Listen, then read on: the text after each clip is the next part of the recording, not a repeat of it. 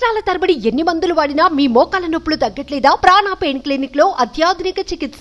కోల్కతాలోని ఆర్జీకర్ హాస్పిటల్ వైద్యురాలి హత్య కేసులో మరో కీలక వ్యక్తి హాస్పిటల్ మాజీ ప్రిన్సిపల్ సందీప్ ఘోష్. ఇతడిపై ఆరోపణలు వెలువెత్తుతున్నాయి.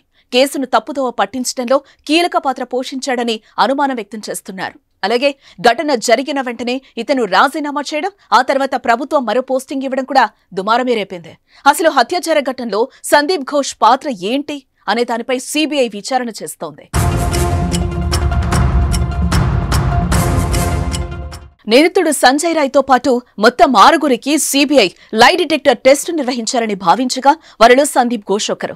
లై డిటెక్టర్ టెస్ట్లో నిర్వహించి పూర్తి స్థాయిలో వివరాలు రాబట్టినట్టు సమాచారం. ఈ టెస్ట్లో భాగంగా సందీప్ ఘోష్ ని ఎలాంటి ప్రశ్నలు అడిగారో ఓసారి చూద్దాం. హత్యాచార ఘటన జరిగినప్పుడు మీరు హాస్పిటల్లోనే ఉన్నారా? హత్యాచారానికి పాల్పడిన నిందితుడితో మీకు పరిచయం ఉందా?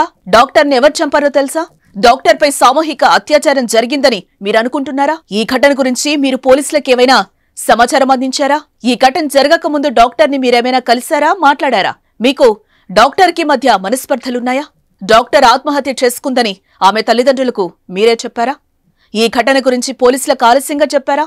ఆలస్యంగా సమాచారం ఇస్తే ఎందుకు ఇచ్చారు? మీరు డాక్టర్ కదా, క్రైమ్ సీన్ ని సేఫ్ గా ఉంచారని మీకు తెలియదా? క్రైమ్ సీన్ లో మరమ్మతులు చెయ్యమని మీరే చెప్పారా?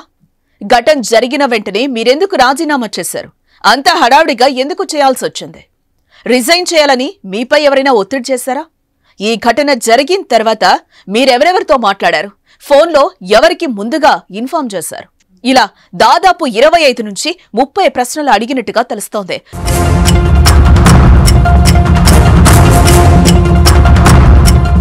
పేరు, ఊరుతో సాధారణ ప్రశ్నలు కూడా అతడిపై గుప్పించారు. అయితే వీటికి సందీప్ ఘోష్ ఎలా సమాధానమిచ్చాడు అన్నది మాత్రం బయటకు రాలేదు.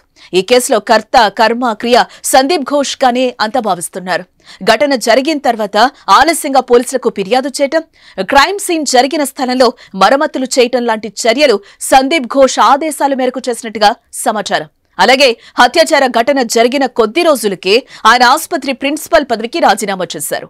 దీంతో మమతా బెనర్జీ ప్రభుత్వం ఆయన్ని మరో కీలక పదవిలో నియమించింది. ఈ నియామకంపై కూడా హైకోర్టు, సుప్రీంకోర్టు ఆగ్రహం వ్యక్తం చేస్తున్నాయి.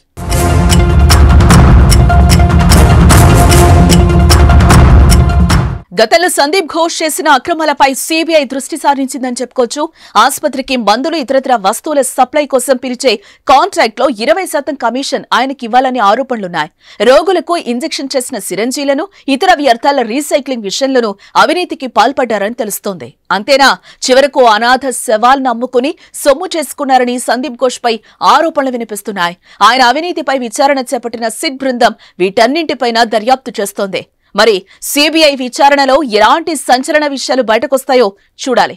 కేసు దర్యాప్తులో స్పీడ్ పెంచి అసలు నిజాలు వెలికి తీసి నిందితులను కఠినంగా శిక్షించాలని డిమాండ్లు వ్యక్తమవుతున్నాయి.